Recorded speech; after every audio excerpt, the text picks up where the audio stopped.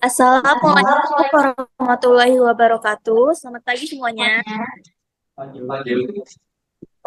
Di sini kami dari kelompok 3 akan mempresentasikan hasil dari prediksi data mental maupun klasifikasi Garris Snakeboards yang ini berdasarkan hasil kegiatan, kemudian saya sendiri, Amanda Bulanegla, dan Alisan.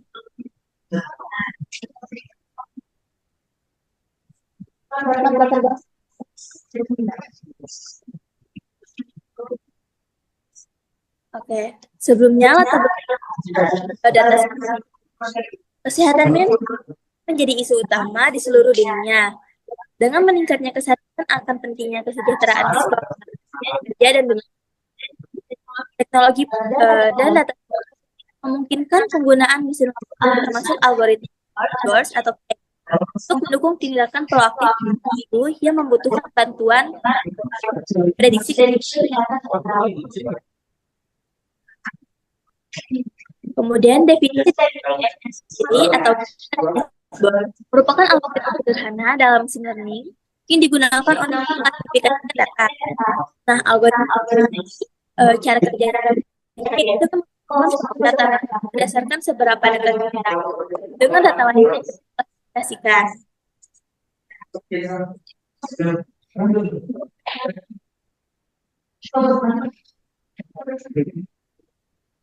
Selanjutnya,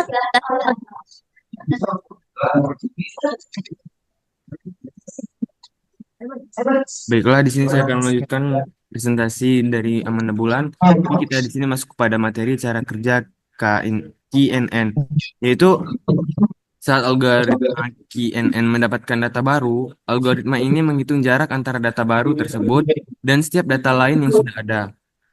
Setelah itu, dia melihat tinggi data terdekat, biasanya angka kecil seperti 3 atau 5, untuk menentukan kelompok atau kategori data baru tersebut. Data baru akan diklasifikasikan berdasarkan kategori yang paling umum di antara tetangga-tetangga terdekatnya. Nah, pada dataset kali ini implementasi KKN pada dataset. Dataset yang digunakan dalam penelitian ini adalah survei CSP yang berisi informasi dasar mengenai demografi responden serta beberapa data riwayat kesehatan. Beberapa kolom yang ada dalam dataset ini adalah pertama meliputi age atau umur, gender, kerjaan, family story, dan treatment yang dilakukan. Nah, metode yang digunakan di sini kita menggunakan metode dengan menggunakan Python. Jadi untuk penerapannya pada dataset, pertama di sini kita harus mempunyai dataset terlebih dahulu. Untuk datasetnya berisi seperti ini. Nah, untuk datasetnya berisi tentang angka-angka numerik. Yang pertama kita menginputkan dataset. Pada bagian ini kita menginputkannya menggunakan bahasa pemrograman Python. Nah,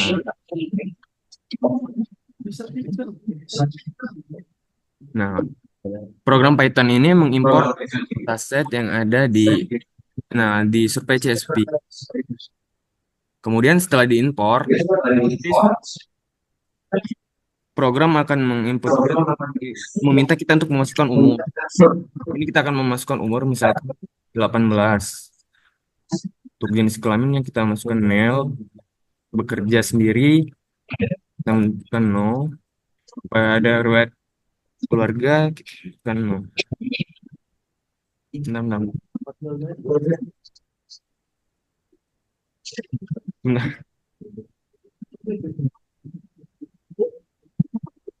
ini karena masih dibuka.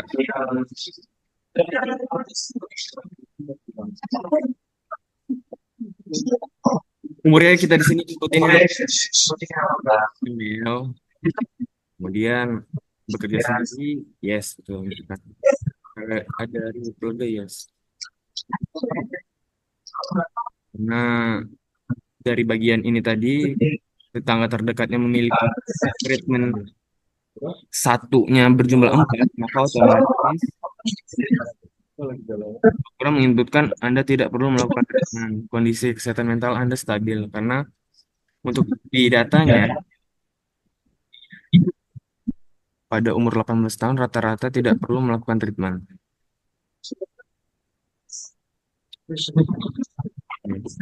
18 tahun tidak perlu komitmen ya. Oke.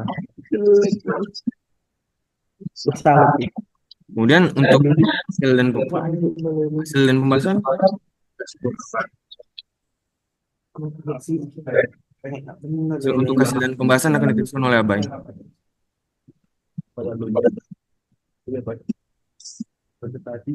Jadi di sini untuk hasilnya itu program berdasarkan prediksi apakah seseorang perlu perawatan, treatment atau tidak. Jadi berdasarkan data yang kita masukkan tadi, hasilnya berupa yes jika prediksi menunjukkan bahwa perawatan diperlukan dan no jika perawatan tidak diperlukan. Untuk akurasi model, program menghitung akurasi dari model KKN atau Key Negociators berdasarkan beberapa tempat prediksi yang dilakukan dibandingkan dengan data yang sudah ada. Akurasi ini ditampilkan dalam bentuk presentase. Untuk pembahasannya, di sini kelihatan pada kini KKN mengacu pada hasil prediksi. Jika kecil, model dapat sangat sensitif. Terdapat data yang overfitting jika terlalu besar. Model bisa kehilangan kemampuan untuk mendeteksi pola-pola kecil penting dalam data. Untuk manfaat algoritmanya, KKN adalah algoritma yang sederhana dan mudah dipahami. Ia bekerja dengan membandingkan data baru dengan data yang sudah ada, kemudian mengambil keputusan berdasarkan mayoritas label dari tetangga terdekat. Tantangan untuk penggunaan KKN ini, yang pertama, memiliki data yang cukup banyak dan berkualitas untuk memberikan hasil yang baik. Selain itu, jika data dalam perhitungan tidak tepat, perhitungan jangka jadi lebih lambat. Akurasi model. Hasil akurasi model KKN itu menunjukkan sejauh mana model dapat memprediksi dengan benar kondisi seseorang berdasarkan data yang tersedia. Makin tinggi akurasi, baik model dalam membuat prediksi yang benar. Jadi kesimpulannya, dari pendapat algoritma Kinnear Snake Box atau KKN, untuk memprediksi kebutuhan treatment berdasarkan data kesehatan menunjukkan bahwa program berhasil memproses data dengan baik. Program ini dapat menentukan apakah seseorang perlu perawatan atau tidak berdasarkan data seperti umur, jenis kelamin, status pekerjaan, dan riwayat penyakit keluarga, serta mencatat hasilnya di dalam file Excel. Akurasi model dihitung dengan membandingkan prediksi dengan data yang sudah ada. Semakin besar jumlah tetangga, hasil prediksi cenderung lebih stabil. Tetapi jika K-nya terlalu besar, model bisa kehilangan detail penting. Sebaliknya, jika K terlalu kecil, model bisa terlalu peka terhadap data yang tidak biasa. Secara keseluruhan, KKN untuk menganalisis data kesehatan mental, meskipun pemilihan nilai K dan kualitas data sangat mempengaruhi hasilnya, program ini menunjukkan bahwa KKN bisa menjadi alat yang berguna dalam pengambilan keputusan berdasarkan data.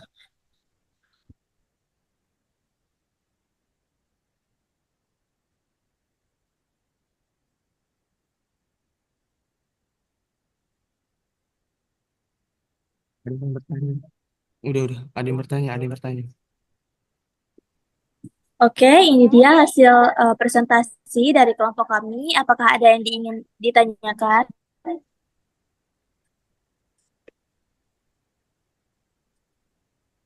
Sepertinya sudah cukup. Baik, terima kasih atas antusiasnya teman-teman. Kami akhiri. Wassalamualaikum warahmatullahi wabarakatuh.